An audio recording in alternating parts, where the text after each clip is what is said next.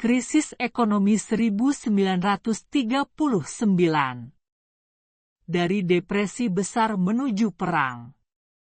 Bayangkan dunia yang baru saja bangkit dari keterpurukan ekonomi terdalam dalam sejarahnya, namun sebelum sempat menarik napas lega, terseret kembali ke dalam kekacauan yang lebih besar, perang global.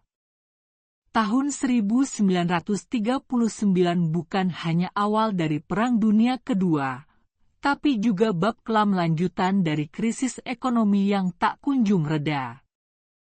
Ketika ekonomi belum sepenuhnya pulih, dunia justru memilih jalan peperangan.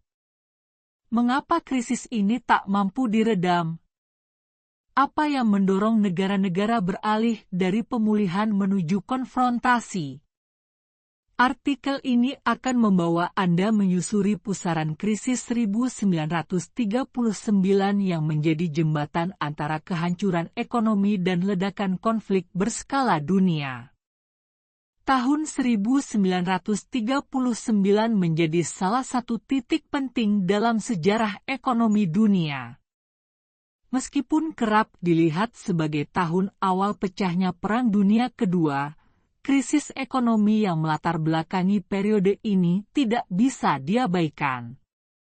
Dunia saat itu belum sepenuhnya pulih dari dampak depresi besar atau The Great Depression yang mengguncang pasar global sejak tahun 1929. Banyak negara masih terseok-seok membangun kembali kepercayaan terhadap sistem keuangan dan pasar internasional. Krisis tahun 1939 bukanlah krisis keuangan yang tiba-tiba meledak seperti krisis 1929, melainkan lebih merupakan kelanjutan dari gejolak ekonomi yang berkepanjangan, diperparah oleh ketegangan politik dan militer yang makin meningkat di Eropa dan Asia. The Great Depression atau Depresi Hebat adalah peristiwa krisis ekonomi yang melanda dunia antara 1929 hingga 1939. The Great Depression atau juga disebut krisis Malaysia bermula di Amerika Serikat kemudian menyebar ke berbagai negara. Kemerosotan ekonomi dunia saat itu yang berlangsung sekitar 1 dekade disebut-sebut sebagai krisis moneter terparah dalam sejarah. Peristiwa ini mengakibatkan lumpuhnya sendi ekonomi yang menyerang hampir semua negara di dunia. Amerika Serikat, sebagai epicentrum krisis 1929, telah mulai pulih secara perlahan melalui kebijakan New Deal dari Presiden Franklin D. Roosevelt. Namun, pemulihan ini belum sepenuhnya mengembalikan pertumbuhan ekonomi ke tingkat sebelum depresi. Banyak sektor industri masih berjalan lambat, pengangguran tetap tinggi, dan daya beli masyarakat belum pulih. Di sisi lain, negara-negara Eropa seperti Jerman dan Italia mengambil jalur yang berbeda. Mereka memilih jalan otoriter dan nasionalistik, memobilisasi ekonomi mereka untuk tujuan militer dan ekspansi wilayah. Adolf Hitler, yang berkuasa di Jerman sejak 1933, memanfaatkan kekacauan ekonomi pasca Perang Dunia Pertama dan krisis 1930 untuk memperkuat posisi politiknya dan membangun kembali kekuatan industri Jerman dengan fokus pada militerisasi dan otarki ekonomi. Inggris dan Prancis, dua kekuatan besar Eropa lainnya, menghadapi dilema antara memulihkan ekonomi mereka dan menghadapi ancaman ekspansi Nazi Jerman. Anggaran negara banyak dialihkan untuk persiapan militer, sementara pertumbuhan ekonomi belum stabil. Negara-negara koloni, termasuk Indonesia di bawah penjajahan Belanda, juga merasakan imbasnya. Permintaan global terhadap komoditas menurun, harga bahan mentah tetap rendah, dan peluang perdagangan internasional semakin sempit.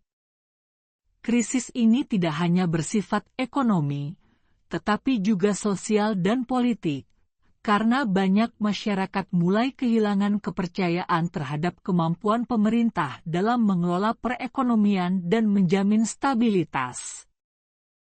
Krisis ekonomi tahun 1939 kemudian berubah arah dengan pecahnya Perang Dunia Kedua pada bulan September, ketika Jerman menyerang Polandia dan memicu pernyataan perang dari Inggris dan Prancis.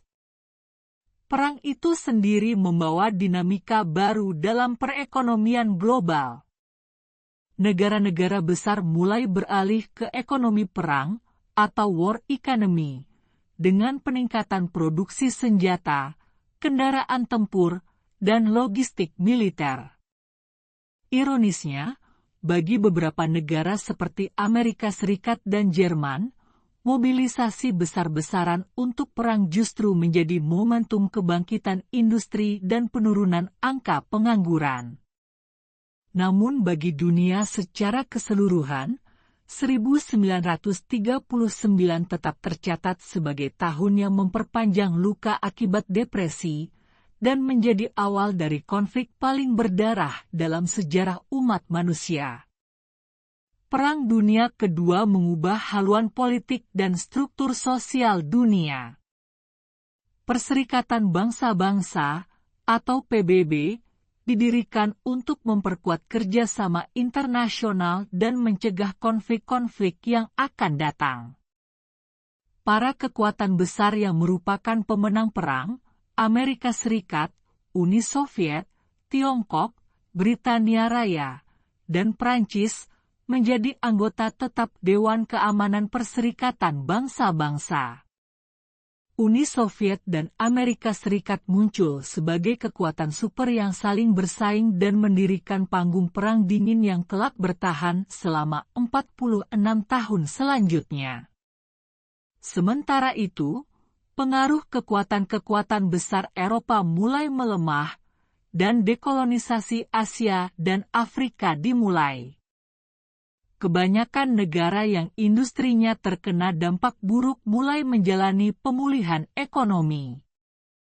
Integrasi politik, khususnya di Eropa, muncul sebagai upaya untuk menstabilkan hubungan pasca perang.